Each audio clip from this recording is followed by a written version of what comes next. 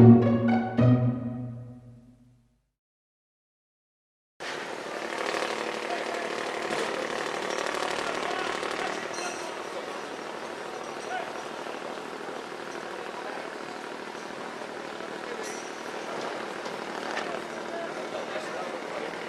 vários contributos pela negativa nesse contexto, nomeadamente a perca de estímulo ao motivar jovens para a pesca, mas também o problema da adesão de Portugal à União Europeia, que, no meu entender, teve grandes benefícios, mas também teve grandes inconvenientes. E um dos graves inconvenientes é que a própria estrutura legislativa da política comum de pescas se tem verificado que não se adapta àquilo que se passa nas nossas águas. Portanto, nós perdemos, logo com a adesão, a capacidade da pesca longínqua, praticamente. Porquê?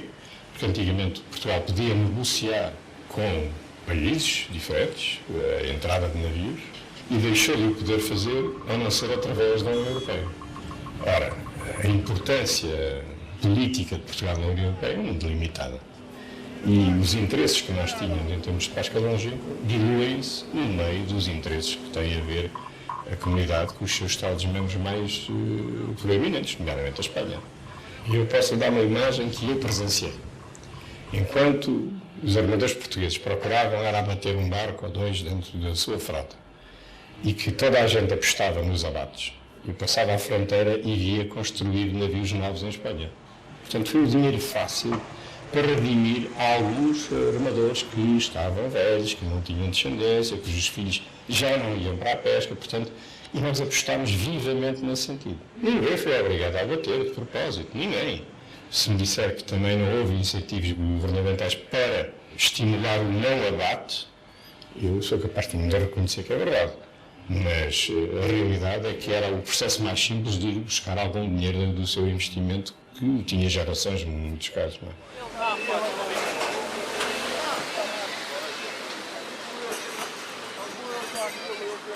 São todas essas coisas, os rendimentos que são baixos e são os incentivos à camada jovem que cada vez são menos. Antigamente um pai tinha um filho e podia trazer para o mar, desde pequenino, que não tinha escola, ou o professor faltava, ou estava de férias, e acompanhar um pai no mar. Hoje em dia não é possível. Não podemos levar um filho para o mar, temos que pedir uma autorização, temos que pagar, é muito complicado, não permitem isso. E então, não é indivíduo que anda a estudar até aos 25 ou 26 anos, depois de ganhar apetite para vir para o mar sem nunca o ter conhecido, não é? Só vem em último caso, se não tiver mais nada.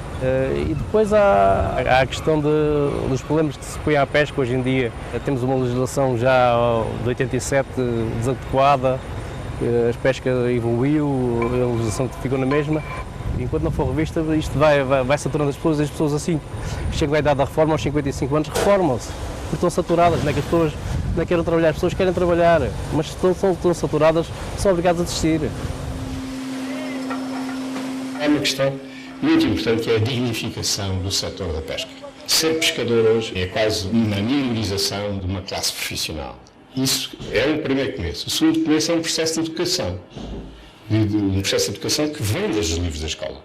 Até muito recentemente não havia um único texto que estivesse relacionado com o mar. Agora é que se fala no mar. Aliás, a partir de 2003, naquele famoso relatório de 2003, de qual eu tive o prazer de fazer parte, é que se começou a dizer, não, nos textos de formação de base das crianças devem aparecer temas ligados ao mar, temas que tenham a ver com o mar, porque isso estava esquecido, estava proscrito quase da nossa sociedade.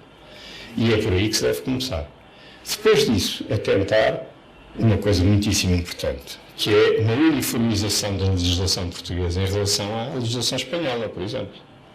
Porque Portugal, como a Espanha, tem que obedecer a uma legislação comunitária, mas depois tem a sua legislação própria. Eu posso dizer que a legislação portuguesa é extremamente mais repressiva, é muito mais limitadora que a atividade espanhola. E estamos a falar de recursos que são explorados pelos dois Estados-membros. De entidades, ou seja, de espécies que não conhecem fronteiras. Eu atravesso a fronteira e, por exemplo, tenho uma malha completamente diferente daquela que é exigida em Portugal. Portanto, haveria necessidade de simplificar a nossa legislação e acertá-la com a legislação espanhola, porque não faz sentido, porque a maioria dos recursos são comuns. Isso eram os dois passos mais importantes. A educação, por um lado, e a revisão global da legislação atual, que remonta a um quarto de século. O mar é um recurso estratégico para este país e é um recurso estratégico para a Europa. E uma das razões por que o é o nosso tema da conversa de hoje, que é as pescas. Porque as pessoas precisam de continuar a alimentar-se. E o peixe é cada vez um alimento muito mais saudável do que o lado de carne e, portanto, as proteínas animais já são mais do lado peixe do que do lado de carne. E, portanto, os recursos que se andam à procura passam muito também pelos recursos alimentares. E, portanto, o mar começa a ser muito procurado por várias razões e uma delas é para alimentar as populações.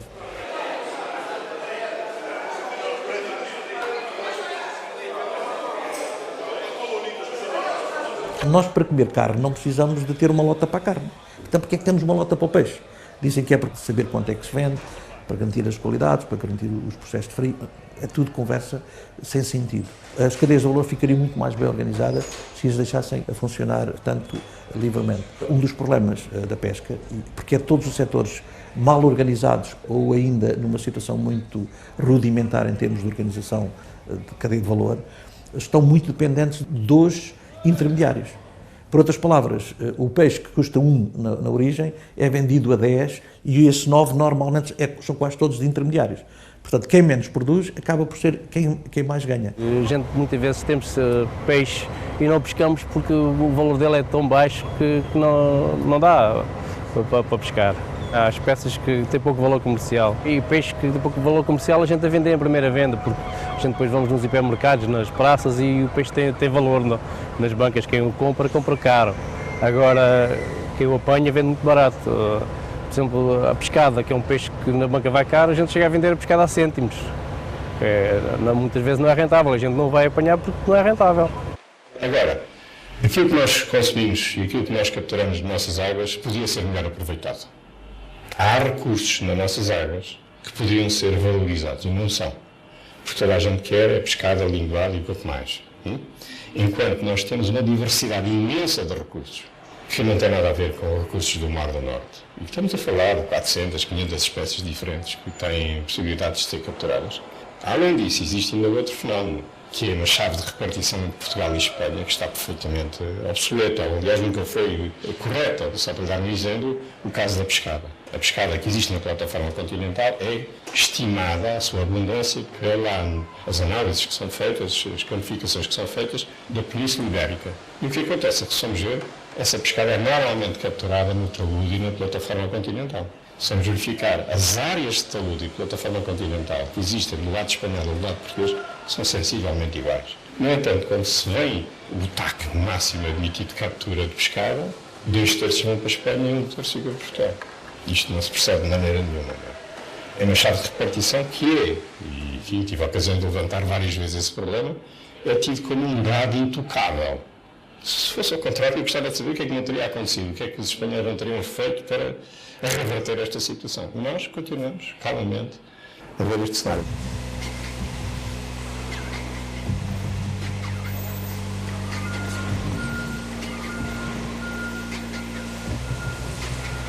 Quando se fala no robalo da costa portuguesa, ou na sardinha da costa portuguesa, nós não devíamos estar a falar em peixe normal, porque isso é cada vez mais uma iguaria com um valor internacional muito elevado. Portanto, confundir peixe com peixe selvagem e com aquacultura, estamos a confundir coisas que não devem ser confundidas. A grande parte do peixe, o tal peixe selvagem, esse sim devia ser pescado e vendido com uma cadeia de valor que reconhecesse no final o grande valor acrescentado que isto tem. Isso é um fator de geração de riqueza para o país. A aquacultura, este país, com todo esse mar, importa peixe, mais de 60%. Eu diria quase cerca de 2/3 do peixe que comemos neste país, temos que o importar. Como é que é possível? Há aqui irracionalidades totais. Portanto, o que é preciso criar é cadeias de valor, desde as iguarias até à aquacultura, que tem que ser desenvolvida. Nós produzimos praticamente zero de aquacultura. Temos um potencial enorme para produzir peixe em aquacultura. Até a peixe para alimentar toda a cadeia da transformação. Portanto, há todo um mundo de oportunidades, de diferentes cadeias de valor que podem ser criadas e que neste momento de facto estão completamente desorganizadas. É nisto, este é um dos setores onde o país tem que apostar para conseguir os tais níveis de crescimento da economia que nos permita mudar o paradigma da economia que temos atualmente e este clima recessivo que temos. É de facto um enorme potencial que o país tem que não está a aproveitar. Aliás, eu diria, para o potencial que tem, praticamente não aproveita nada. Portanto, se organizarmos estas cadeias de valor, a pesca pode ter um contributo muito significativo para a economia portuguesa. Agora, o nível ridículo, menos de 1%, como é atualmente, é que não faz nenhum sentido.